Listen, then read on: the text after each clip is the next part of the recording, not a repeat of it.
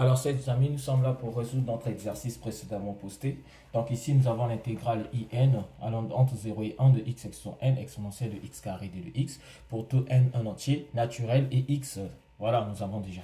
Comment faut-il montrer cet encadrement? D'abord, il faut savoir l'écriture de cette intégrale veut tout simplement dire que pour tout x comprendra sur quel intervalle? L'intervalle allant de 0 à 1. Cela revient à dire, on a quoi? Nous avons 0 inférieur ou égal à x qui est inférieur ou égal à 1.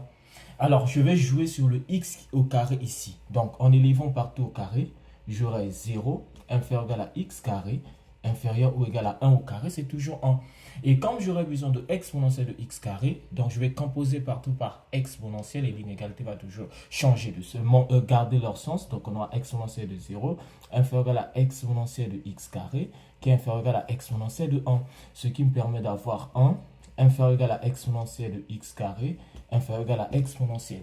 Et comme il faut multiplier par x exposant n, pourquoi je peux multiplier par x exposant n? Parce que le x est compris entre 0 et 1, donc le x est positif, ce qui revient à dire que x exposant n sera toujours positif. Donc je peux multiplier partout, il n'y aura pas d'impact. Ce qui donnera x exposant n inférieur ou égal à x exposant n exponentielle de x au carré inférieur ou égal à x exposant n exponentielle. Et donc par là, je peux faire intervenir l'intégrale, ce qui me permettra d'avoir l'intégrale entre 0 et 1, x exposant n d de x, inférieur ou égal à l'intégrale entre 0 et 1, x exposant n exponentielle de x au carré d de x, inférieur ou égal à l'intégrale entre 0 et 1, x exposant n exponentielle d de x. Et donc, nous allons passer par le calcul de cette intégrale. Déjà, ici, nous savons que la primitive de x exposant n, c'est 1 sur n plus 1, x exposant n plus 1.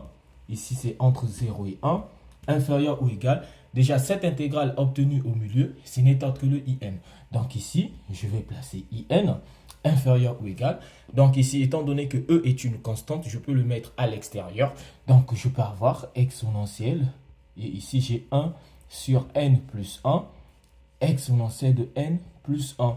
Et là, entre 0 et 1. Donc, je rappelle encore, le e ici, ce n'est pas une fonction. Pourquoi? Parce que là, s'il y avait le x à la puissance, là, ça devait être une fonction. Donc là, le e est considéré comme une constante. Raison pour laquelle je peux sortir cette constante et il n'y a pas de souci.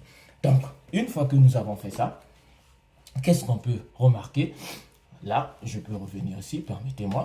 J'aurai donc ici, en remplaçant par 1, ici, j'aurai 1. Et là, je remplace par 0, j'ai 0. Donc, il me donnera 1 sur n plus 1, inférieur ou égal à in, inférieur ou égal à e, facteur. Je fais autant ici en remplaçant d'abord par 1. Il va me rester 1 sur n plus 1.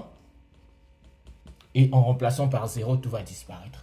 Et donc, le résultat final, c'est 1 sur n plus 1, inférieur ou égal à in, inférieur ou égal à e sur n plus 1. Et donc, voilà pour la première question.